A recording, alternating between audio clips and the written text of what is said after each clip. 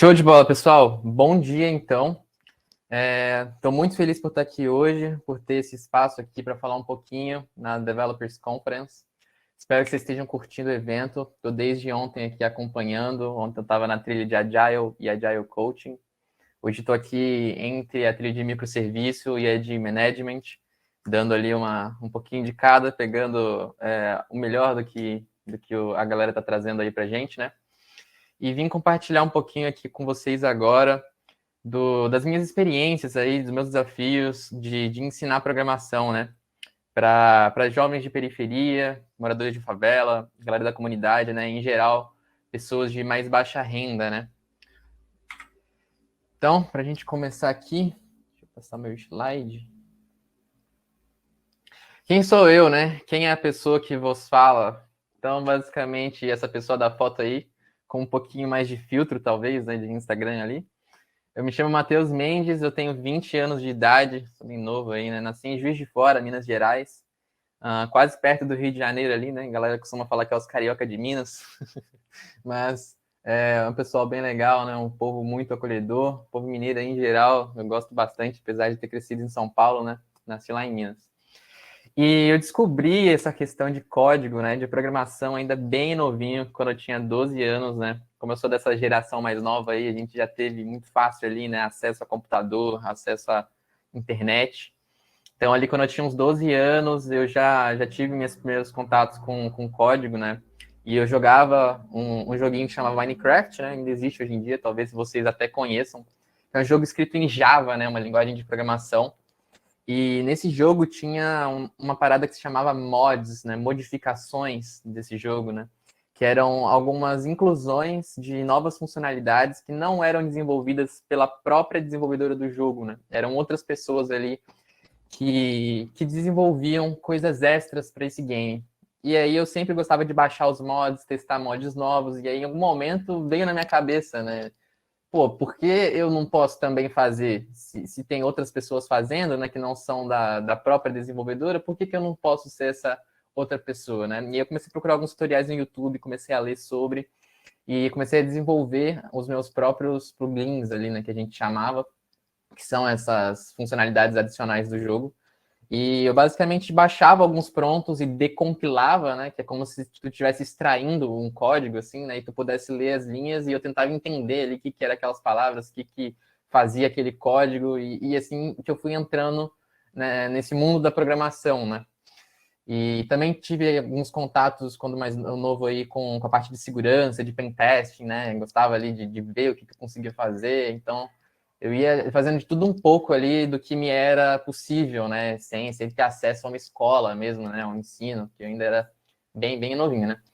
E aí, quando eu tinha uns 13 para 14 ali, que isso já estava um pouco mais na minha cabeça, de programar, existe código, existe linguagem. Eu tinha um colega que estudava no Instituto Federal e ele fazia um curso de mecânica e nesse instituto tinha um curso de informática e ele conversava, né, com os outros alunos, amigos dele, e falou para mim que tinha esse curso de técnica informática no instituto, que eu poderia aprender a programar lá, né? E algo que eu pensava que ia ser só para depois, quando eu tivesse adulto, né, da faculdade, acabou entrando mais cedo para mim. Então, eu comecei ali a fazer o curso no IF, foi com 14 ali, né? Era 2016 quando eu entrei. E logo de começo eu já entrei de cabeça, como eu já tinha um pouquinho mais assim de ideia do que era o código, né? E o curso ele era bem nivelador, então tinha um início bem devagar. Eu já conseguia adiantando bastante coisa, então eu já comecei a frequentar eventos, summits, hackathon desde essa época. Então o que eu estou fazendo aqui agora é algo que já veio há uns 3, 4 anos atrás, de estar em eventos, ver a galera palestrar.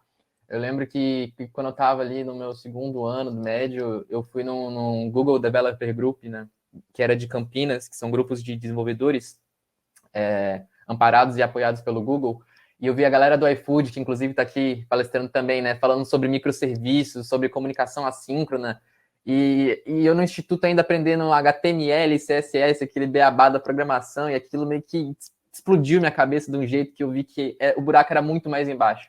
E aí eu fui cada vez buscando mais conhecimento, fiz iniciação científica e o Instituto Federal foi uma ferramenta incrível de me proporcionar esse conhecimento, de me dar esse apoio, né? Os professores lá eram sensacionais.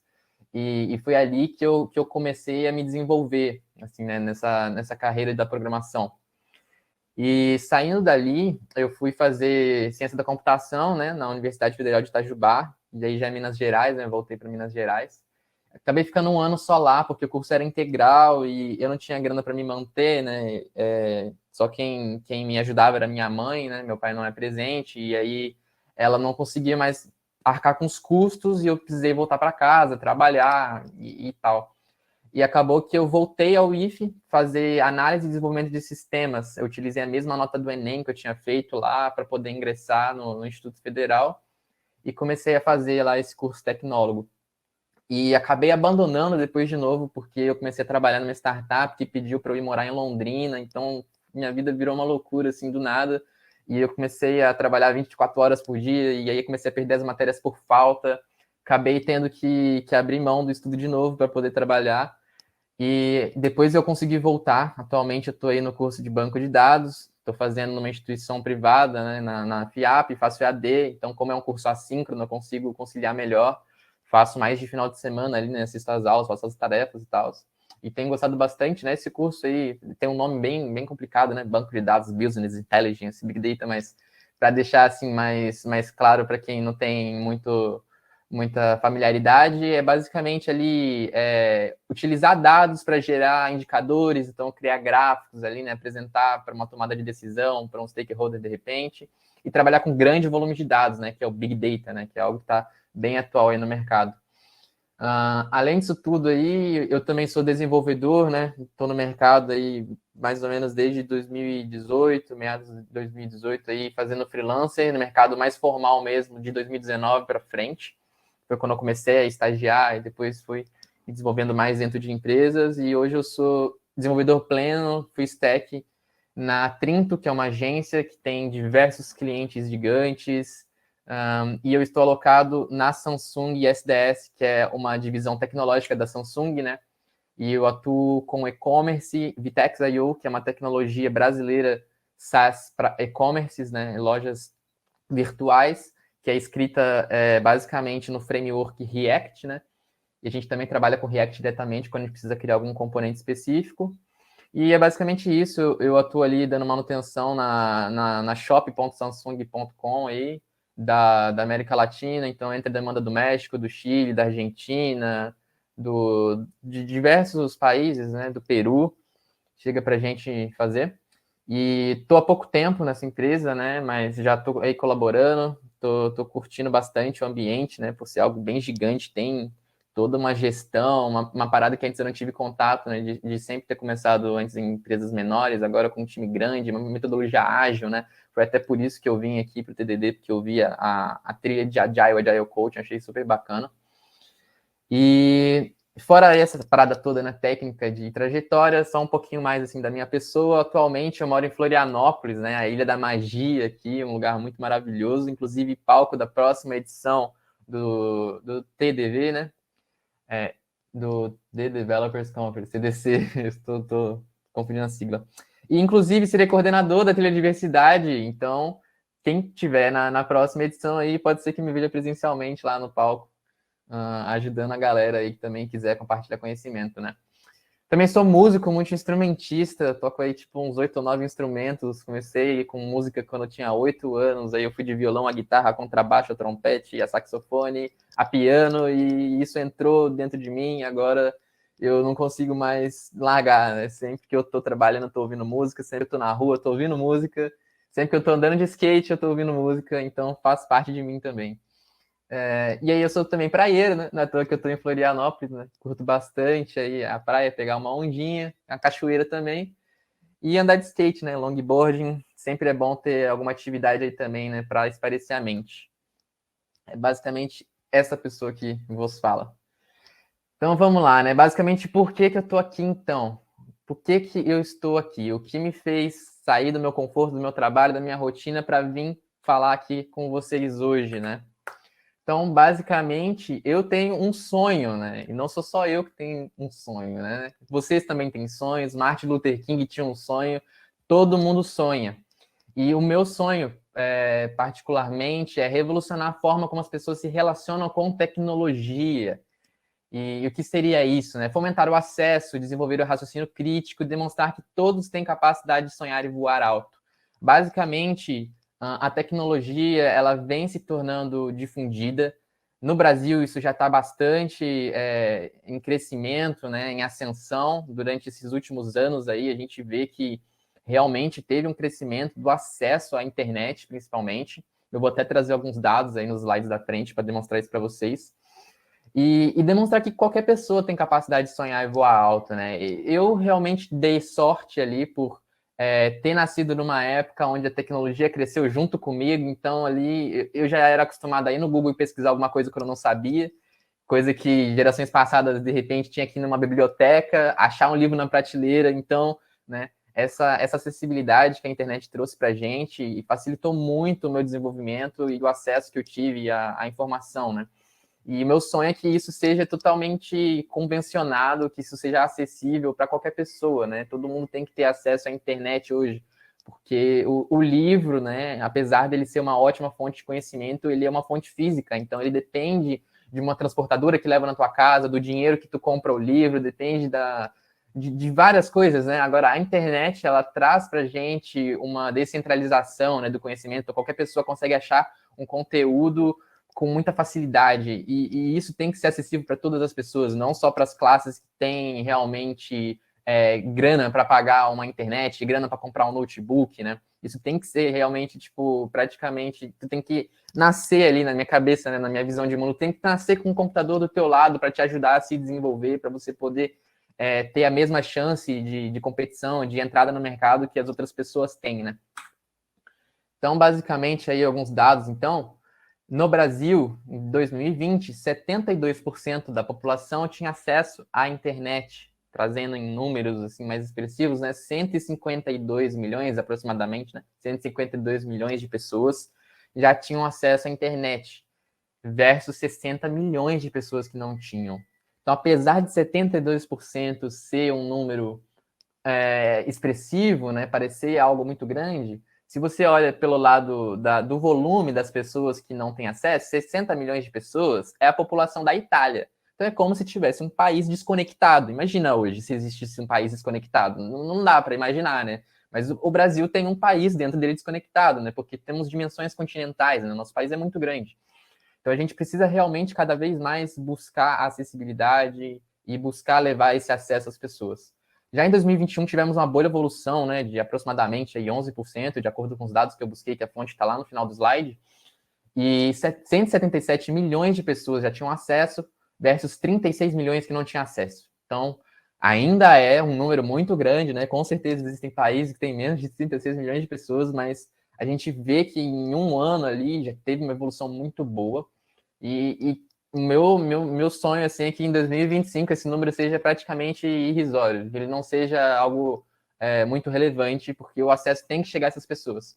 E esse acesso não chega às pessoas do nada. Se a gente não se mover, se a gente não participar de iniciativas, se a gente não cobrar as pessoas que governam esse país, isso não vai rolar, porque o sistema não é modelado dessa forma, né?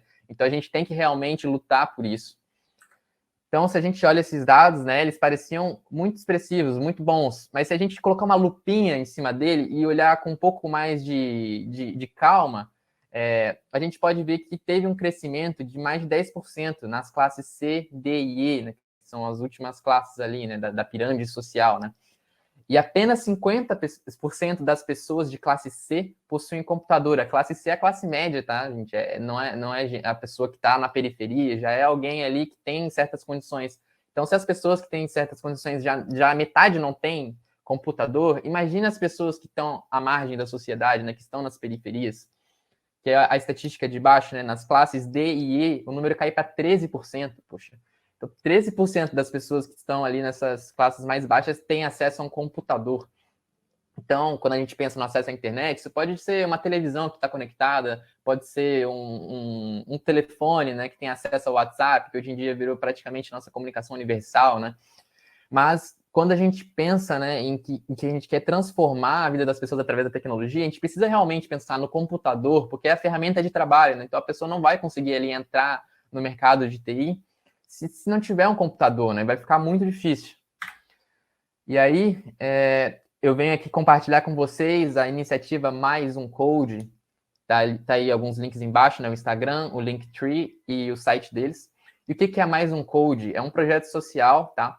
Que vem com o objetivo de mudar a vida de jovens de baixa renda através do ensino tecnológico em mais de 20 estados do Brasil. A meta é chegar em todos os estados, né? Mas para isso a gente precisa realmente chegar nessas pessoas. É muito difícil o jovem da quebrada saber que existe programação, que existe algo por trás de um software. Muitas vezes ele nem conhece ainda o software. Então, isso é algo que a gente precisa muito chegar lá ainda, sabe? Por mais que a gente tenha a vontade de compartilhar o conhecimento, se a gente não chega nessas pessoas, não tem quem receba o conhecimento. Então, a gente precisa disseminar o acesso, disseminar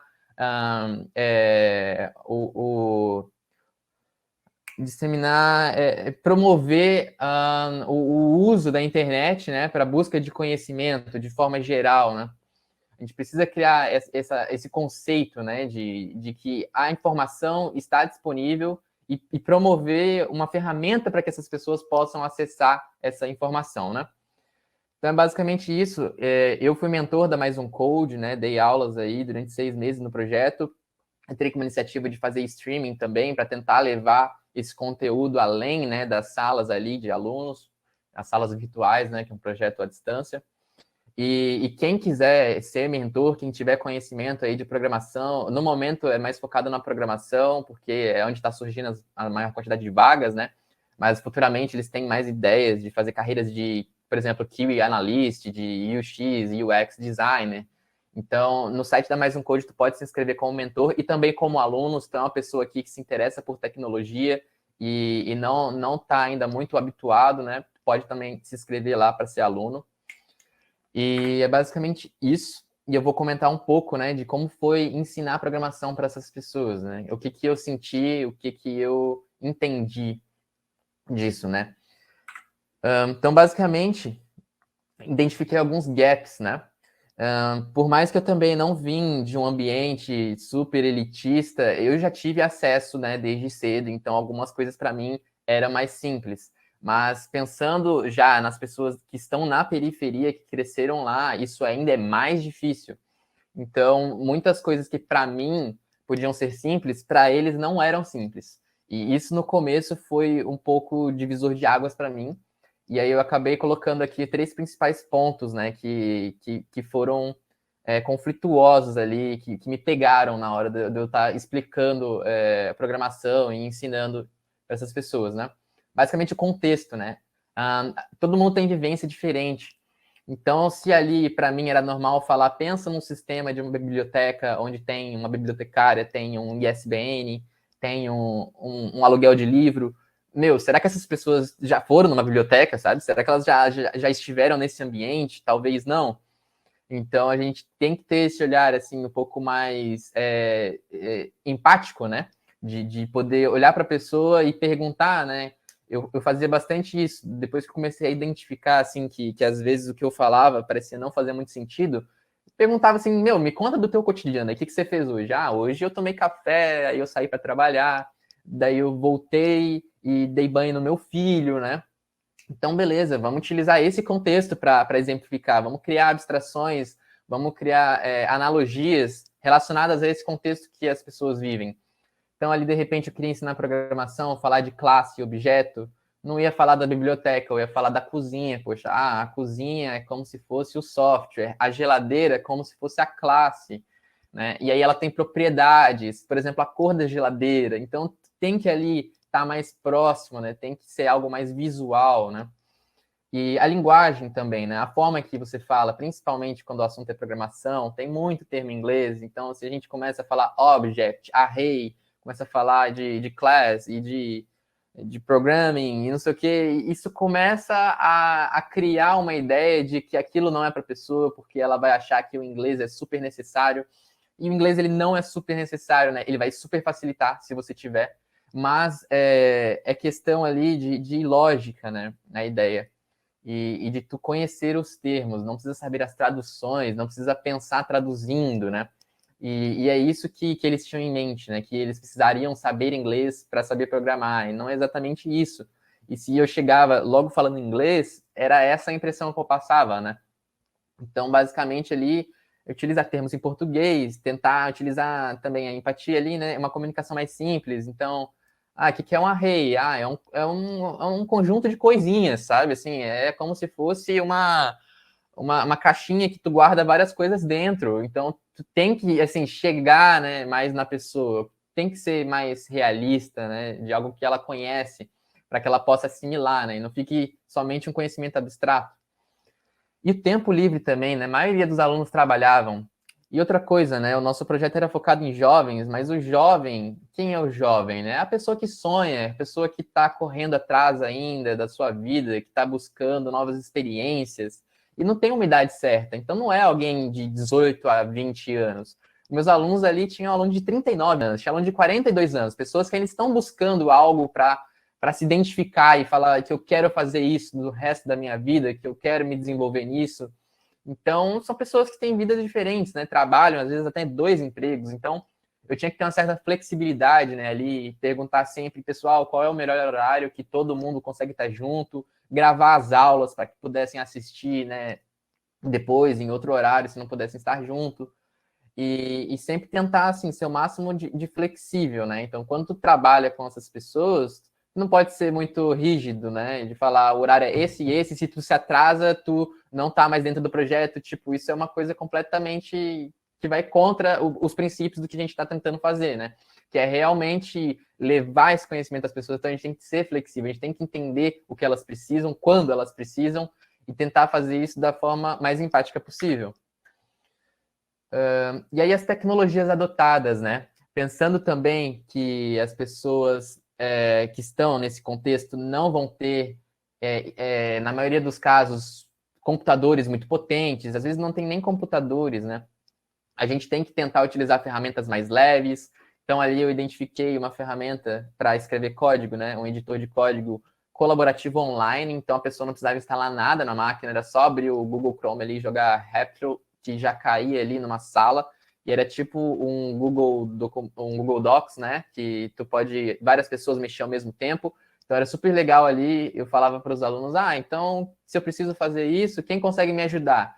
Aí alguém ia lá, tomava iniciativa e digitava. Aí o outro já via algo errado, comentava e editava. Então esse trabalho em conjunto também é super importante, né? Principalmente em época de pandemia, em projetos à distância, que as pessoas não estão presentes ali, né, para se ajudar.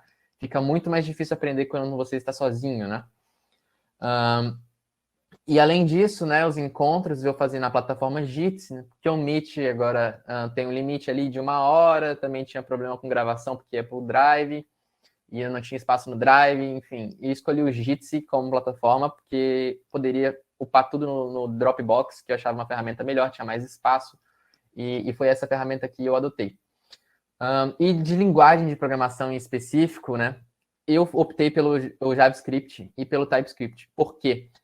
Muita pessoa fala sobre o Portugal, né? Não sei se vocês conhecem, mas é uma linguagem de programação. Na real, não é uma linguagem de programação, é uma linguagem utilizada para ensinar programação, né? É algo escrito por brasileiros, que é totalmente escrito em português.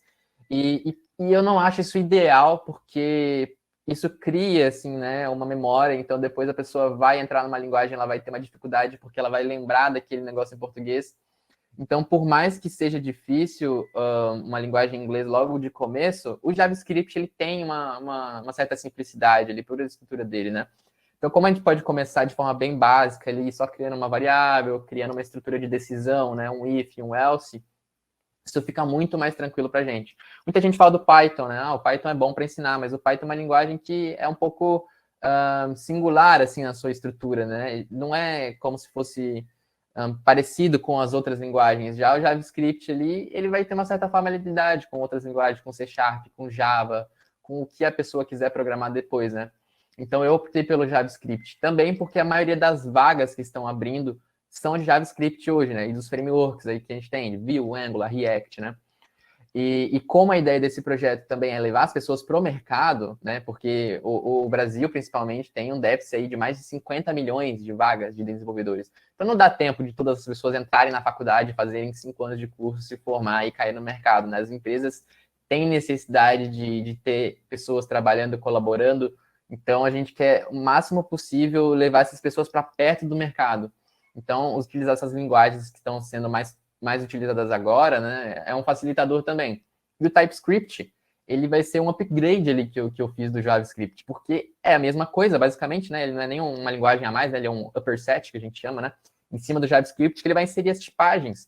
Então, ali eu posso ensinar ali, de repente, uma modelagem de objeto, né? Uma interface dentro do meu código, que vai ser simples da pessoa entender, e se um dia ela precisar trabalhar com Java, que é uma linguagem fortemente tipada, aquilo já vai soar familiar para ela, né? E eu não precisei ensinar todo um contexto do Java, que é bem mais difícil, né? mais complexo de ser entendido. Então, acho que o JavaScript, o TypeScript casa muito bem para o ensino de programação. E também já desde o começo ali incentivar o uso do GitHub, né? De que é um repositório, o que é versionamento de código, como criar ali as branches, né? Os braços de desenvolvimento, como trabalhar em paralelo, né? Com vários colaboradores. E aí, basicamente, outras ferramentas que eu utilizei, sempre deixar um desafio no final da aula, né? Sempre deixar um algo a mais para o aluno buscar o conhecimento, né? Outros sites aí também que eles poderiam buscar mais conhecimento, poder buscar atividades, né? De incentivo. Esses dois aí que são para fazer joguinhos, né? E tal, coisa gratuita, para poder incentivar eles ali a entender um pouco da lógica também, né? De como a programação funciona. E, basicamente, eu falei aqui, né, que um dos principais problemas desses jovens é a falta de acesso a computador. Então, nesse QR Code ali, se você escanear, tu cai na benfeitoria, né, que é aonde a gente consegue auxiliar essas pessoas. Então, se tu tem o desejo, né, de ajudar alguém que está na periferia a entrar na carreira de programação, ali tu pode doar um valor, né? Ele é destinado totalmente ali à compra de materiais de ensino, né? Para auxiliar os jovens. Não, ninguém lucra com isso, né? E basicamente era isso que eu tinha para trazer para vocês. Quem se identificar com o projeto também, quiser ser um mentor, quiser ser um aluno, quiser saber mais, essas são as redes sociais aí, o site da Mais Um Code, o Instagram. E era basicamente isso que eu tinha um pouco para falar para vocês hoje. Agradeço o espaço aí de toda forma. Esses aí são os meus contatos, estão na tela, meu LinkedIn, o meu Instagram, que é um blogzinho ali onde eu posto coisa de TI, e o site da Mais Um Code, né, da nossa iniciativa. E é basicamente isso. Aqui no final do slidezinho vai ter as fontes de dados, tá? Eu tirei aquelas estatísticas para quem quiser acompanhar. E era isso que eu tinha para trazer para vocês.